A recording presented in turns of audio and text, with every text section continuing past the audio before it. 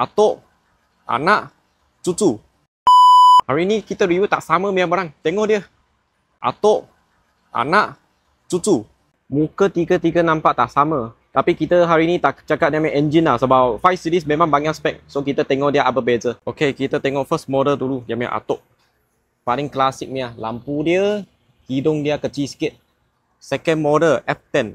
F10 dia punya hidung besar sikit. Lepas tu nampak klasik sikit lah. Especially dia punya lampu juga. Paling latest, G30. Ni macam paling handsome lah sekarang. Ini model E60 punya belakang. Belakang nampak eagle eye. Lepas tu I paling suka yang dia punya pintu.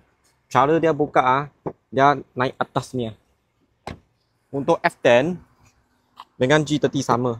Dia macam biasa. Belakang F10, ini anak dia. Nampak macam ni. Kalau model G30 lagi lebih handsome lah. Nampak macam ni. G30 Sportline pakai 20 inci. Lepas tu interior nampak memang macam future lah. Nampak klasik. Okay. Ini F10. F10 nampak lebih standard sikit lah. Okay. Tapi infotainment semua ada lah.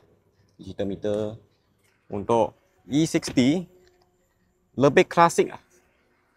Lebih klasik. Tapi ini owner check-in dia pun ada jaga kereta banyak. Tengok banyak sayang kereta. Warna putih tapi nampak masih bersih lagi. Interior G30.